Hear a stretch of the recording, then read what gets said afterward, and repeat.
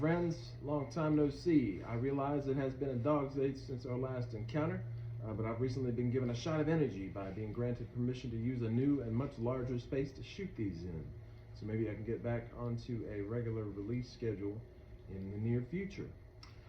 This week I rewatched NIGHTBREED, released in 1990, directed by its author, Clive Barker, who must have been feeling pretty confident after having also directed his own adaptation of his other novel, The Hellbound Heart, which would become famous the world over as Hellraiser. And then a few years later, after that, he directed another movie called Lord of Illusions, which would go on to be a giant, awful turd sandwich, and would subsequently put the kibosh on a burgeoning directing career. Based on the novel Cabal, NIGHTBREED is about a guy who may or may not be a psychotic serial killer, and also an actual serial killer who is angry about not getting credit for his own murders, and also a world of gleefully unique monsters living underground in a local cemetery called Midian. It's a terribly unique blend of fantasy and grotesque carnage that allows the monsters to become the heroes for once, and I have yet to see its equal in the years since. Right away we have some very epic opening music, very fantastical and Batman-like, 1989 Batman-like. The soundtrack's a very brief but hugely memorable title sequence. The Batman sounds are very appropriate though, because not only did Danny Elfman do the score for this movie, Batman and Batman Returns composer, but he collaborated on it with Shirley Walker, who is probably most famous for having done the score for Batman the Animated Series. There's a metric shit ton of lore in this movie, which suggests that it wanted to become its own horror universe. That definitely seems to be what Clive Barker's intention was, and based on the title sequence alone, I would have been 100% into that idea. Our lead character is a mentally unstable guy named Boone, played by Craig Sheffer, who is falsely convinced by his doctor that he is a serial murderer.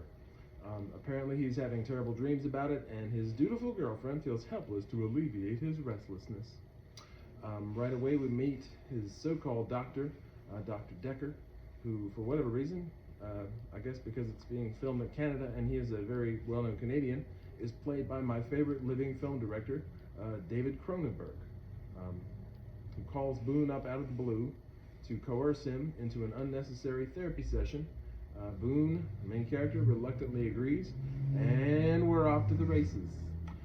Now we're transported to the home of a random family whose home has been invaded by an implausibly masked psychopath with a comically large kitchen knife. I'm talking like that long. I've never seen one that size. And he's got buttons where the eye holes on his mask should be. This could easily be my favorite design for any masked murderer ever. He quickly dispatches the mother and father, and no movie with Clive Barker and David Cronenberg is going to let the child get away alive. So definitely the little boy gets stuck too. He does not get away. So now after the knife party the previous night, it's now the following day, and we find Boone at work in some sort of auto shop being visited by his girlfriend Lori, played by Ann Bobby, who's apparently some sort of nightclub singer. They agree to meet up that evening for some good, clean fun. And on his way home, Boone and the doctor decide to meet up to discuss Boone's past. Dr. Decker very suspiciously and randomly begins trying to convince Boone that he's been killing people and somehow wasn't aware of it. Nothing shady about that at all. But according to Decker, people are now being killed, and the police have employed Decker to help him find the real killer.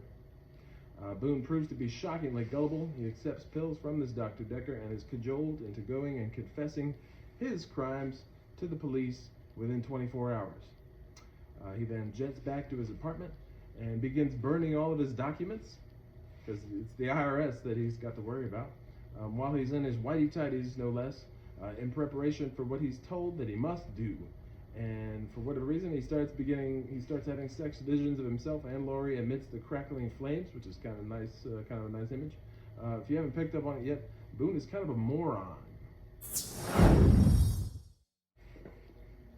The story picks up at the nightclub where Lori is performing some really super shitty music, replete with hella awkward performance faces. Lori returns to her apartment where Boone was supposed to be waiting for her. Instead, we find him hallucinating and trudging down the highway like a homeless crackhead. He winds up at the hospital, where a doctor informs him that the medication that he got from his doctor was actually a high-grade hallucinogen. Who'd have thunk it? Boone passes out in his hospital room, and when he wakes up, he stumbles upon another very unstable mental patient in the adjoining hospital room, mumbling and muttering to himself about monsters and a place called Midian, where the monsters go. It takes away the pain. They strike up a conversation about this Midian place, where this new fellow informs Boone that only those who are deemed worthy are granted admittance to Midian. This new guy then begs Boone to go to Midian with him, and he tries to illustrate his own worthiness by cutting off the skin around his face and pulling it down like a hood, freaking Boone right the fuck out. But here comes Dr. Decker with a handful of cops and some medical staff down the hallway. Boone sees him coming and takes off that away like a scalded dog out of the hospital. Decker then attempts to get information out of our newly scalped friend, while Boone hauls his ass right on out of Dodge in his pickup truck towards Midian, which he now has directions to, thanks to old Scalpy. Boone arrives at the giant Gothic cemetery and has himself a little sneak-a-peek-a-loo around the premises. Everything is nice and quiet and peachy keen while the sun is out, but then when the sun goes down, of course, shit takes off. Boone takes a seat at a particularly ornate headstone. Sun goes down, and he is almost immediately beset by a trio of ill-mannered monsters. Boone gives an impassioned plea to the monsters in an attempt to convince them that he belongs among them. He's one of them. We're just the same, you guys. And to please not slit his throat. His pleas, however, fall upon deaf ears, and the monster lets him know that he needs to shut the fuck up. This is where we find out that the monster world of Midian is somehow governed by actual laws. This movie is making a whole shitload more sense to me upon this viewing, because I'm watching the director's cut, which is a solid 20 minutes longer than the theatrical cut. There's a 3-hour cut called Cabal that is available, but I wasn't able to get a hold of that one for this review. It's out there, I just couldn't find it, sadly. Sorry. We also find out that the monsters, not only do they eat human flesh, but they can also be pretty handily dispatched with a solid knuckle sandwich and or an elbow to their giant crescent moon-shaped dome, which is very handy information to have, if you ask me. Luckily for Boone, he's able to make it out of the gate where he makes his escape. Apparently the monsters cannot follow him out of the gates. He makes it out, but not before he gets the piss bit out of him by a big red demon motherfucker with dreadlocks, because that's the world that we're in with this movie. That's the world of NIGHTBREED. Thanks, Clyde Barker. Unfortunately, Boone's good luck is short-lived as he finds his doctor, Dr. Decker, and the cops waiting for him outside the cemetery. He and the doctor have a brief conversation where Dr. Decker pretends to be on his side, and then immediately the doctor pulls an Uncle Jimbo from South Park. He hollers out, "He's got a gun!" And then the cops are forced to force-feed Boone a lead salad for his dinner. Shame, shame. Boone is now effectively a colander full of holes laying on the ground. His body is brought to the hospital where Laurie shows up to identify him. His body is being examined by the pathologist while Dr. Decker feeds Laurie a line of bullshit about Boone's death. It's like, "Oh, he made me do it, blah, blah, blah. I'm not a serial murderer." Who, me? I'm just a nice, skinny Canadian guy. But uh-oh, that big nasty bite Boone received on his shoulder at the graveyard has apparently granted him monster powers. He's NIGHTBREED now, and it's brought him back to life, and he has now escaped from the hospital once again out the window. Flash forward to Decker's apartment, where we find him in the most serial killer looking ass room imaginable, surrounded by very concerning pieces of art and a shitload of oversized knives. He listens to Boone's old therapy sessions on cassette, because it's 1990, so of course it's cassettes. Unconvinced by Dr. Decker's line of horseshit, Laurie drives her ass right on out to Midian to do a little investigating of her own. She stops in at a local tavern and meets an unusually supportive friend in a ladies' room who volunteers to go to Midian with her, because women, they immediately make friends all the time, 100% of the time. It's crazy. But now we flash back to Midian, where we see that Boone has found his way back, made it inside, and is already being officially welcomed into the Society of Monsters. We see all the main monsters, including a fellow who ripped his own scalp off earlier in the movie, and the monster leader, Lylesburg, who is played by Doug fucking Bradley, also known as motherfucking Pinhead. Apparently he and Clive Barker went to college together. They were good friends for a long time, and that's why he's in most of Clive Barker's movies in one way or another. Apparently Boone has already seen one of the monsters in this group already in his dreams, and she has seen him in hers. Ooh. Some crazy looking porcupine woman covered in spurs and spines. There's a lot of X-Men vibes happening here with this monster tribe. I don't know if they were doing that on purpose or not, but I like it. Monster X-Men sounds fucking awesome idea. But apparently enough time has passed since Boone showed up back in Midian that he has been able to make friends with the monster with the moon-shaped skull that met him with his friends earlier and threatened to kill him. And now they're having that same moon-headed monster tutor him in the ways of monster law. I'm sending him to Monsters University, you might say. It's here where we truly begin to sympathize with the monsters and see them as the heroes, as they are revealed to only be living in Midian to conceal themselves from humans and all their judgmental bullshit, which I can make perfect sense out of 100% right now. Uh-oh, Laurie's new friend that she met apparently spent the previous night boning Dr. Decker in disguise. Plot twist. He shows up after having banged that friend, Cheryl, the night before and follows them to the graveyard where he then murders the shit out of Cheryl. Oh, we hardly knew ye. Well, yeehaw, will you look at that? Button mask guy is revealed to be Dr. Decker. He explains how his master plan to Laurie, because of course he does, he's the villain, and she flees back inside the gates of the cemetery. Dr. Decker chases her around the cemetery, and somehow Boone is psychically made aware of her presence. Random weird monster powers, I guess. The other monsters try to stop Boone from rescuing Laurie, but he makes it outside and promptly makes a ragdoll bitch out of Dr. Decker. Right on, Boone. So our man Boone has been a member of the Monster Squad for like 14 hours, and he's already gotten his ass kicked out for giving away the location of Midian to Dr. Decker, who is now promptly going to get the cops out there to raise Midian and fuck all the monsters up the ass. So Laurie gets knocked out and brought down to Midian, where they dump a bunch of exposition on her about the past and Boone's future with the monsters and blah, blah, blah, blah, blah. There are some seriously epic monster flashbacks that convince me, again, all on their own, there should have been a trilogy of NIGHTBREED prequels set during Jesus' times. I would have watched the shit out of that. So it's at this point in the story where we find out about Baphomet, the baptizer, who is the monster god that lives down in the tabernacle under Midian, who created Midian. Decker then interrogates a local gas station attendant with a concerning amount of knowledge about the NIGHTBREED. I don't know why he knows that much about them, and confesses that he intends to destroy them. So this dude giving away his master plan to everyone is nothing, apparently. The pacing issues of this movie become real apparent at right about the halfway point. I'll definitely have to look up that Cabal cut, which will hopefully clear some of that up. But suddenly the amount of Nightmare Before Christmas in the score gets cranked up to about 11, which is A-okay with me. So if you told me this entire set was some dusty old cheap Canadian mausoleum, I'd believe you, which is fitting, because, you know, Midian is supposedly set in a cemetery. But it's here that we get our first mention of the Berserkers, who are monsters who live downstairs and who will apparently rip your head off and shit down your necks. And they are giant pumpkin head looking monsters down in the basement of Midian. Over here, Laurie and Boone arrive at a motel on their way out of town. They're hightailing out of here. And of course, Dr. Decker has been following them the entire time and has called the police to have them come and fuck shit up once again. So apparently now Dr. Decker has preemptively murdered the guys in the next room and is prepared to pin it on Boone as he's been doing throughout the entire movie. The police arrive and shit is about to get heavy, but instead, Boone allows himself to be captured and taken to jail, where he believes everyone will be safer. Not counting on the cops beating the shit out of him upon his arrival. Boone is examined by a jailhouse doctor only to find that he has no pulse. Oh no! Cops are now scouting Midian in preparation to engage the monster army in physical combat.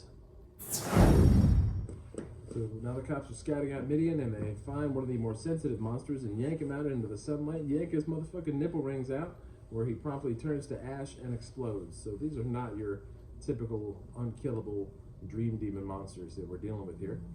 The monster guy with the removed scalp secretly explodes a cop car, leaving the cops without a means of escape.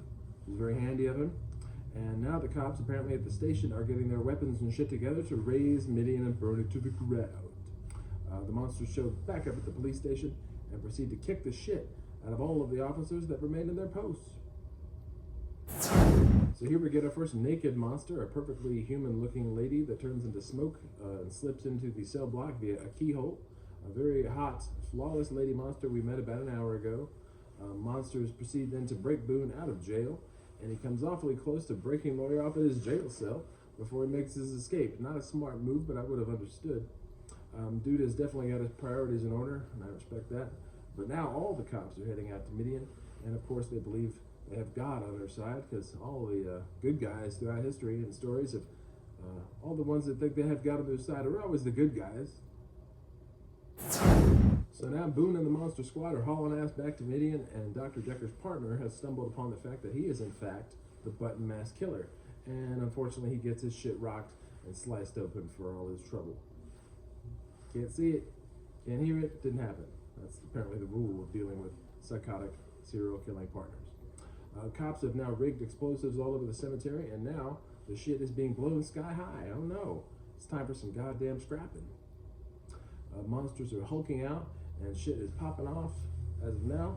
For some reason, the overwhelming majority of the monsters are kind of useless pacifists. Boone is then required to give a big inspirational speech to the monsters to rally them together, and now it's time to get the shit going. And it does pop off. So I've got to call out this one monster, this fat guy that's got these weird snakes that come out of his stomach, for thinking that he's a match for several cops with their daddy's shotguns. He ends up being that, but he shouldn't have. He should have won that fight, but of course he does. He's on the poster. But now the rednecks are all up in Midian's guts, and they're wrecking the place all over town. Dr. Decker has fully embraced his alter ego and is back in full-on slaughter mode down in Midian, fighting the monsters with, I cannot stress enough, a ridiculously stupid large kitchen knife. It's a cool image, but very impractical, I would say. The naked smoke monster lady kicking the most ass so far. I'm very impressed. Many of the monsters are just simply people with deformities, which may be a majority of the point of this movie. Do not be surprised, though, if this movie makes you want to bang the stuffing out of a porcupine lady covered in quills, because it definitely did that to me, and I feel no shame for it.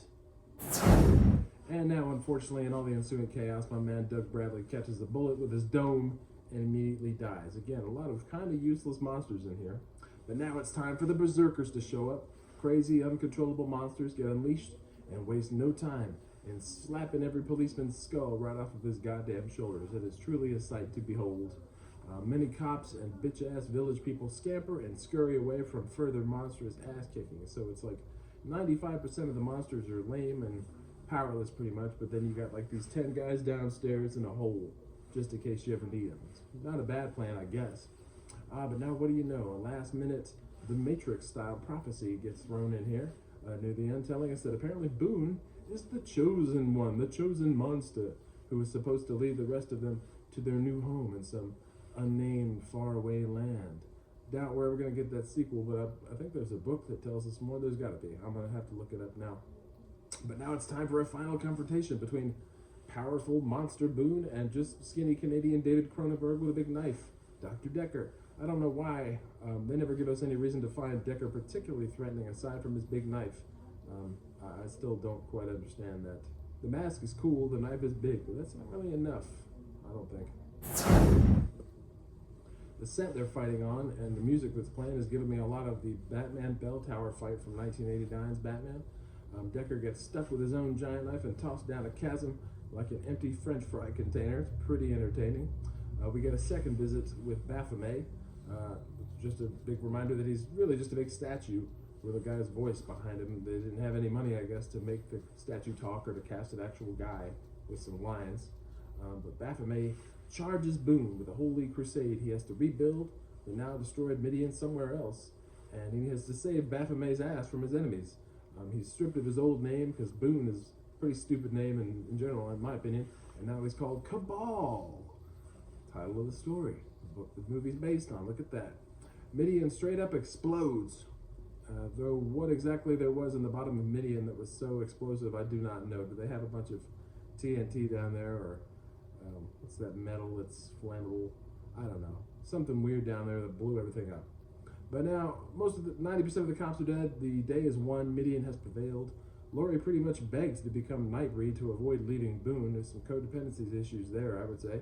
But he refuses to change her. So what does she do, of course?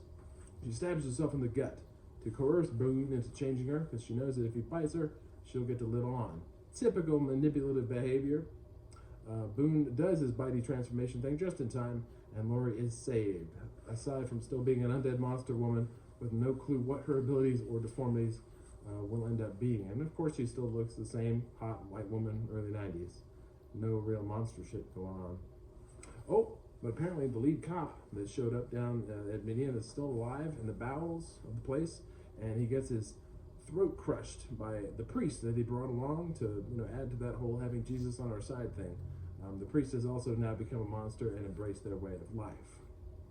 Boone gets some kind of big, weird, awkward goodbye, like he's a folk hero, like he's Zorro or some shit, complete with monsters in actual tears. Aww.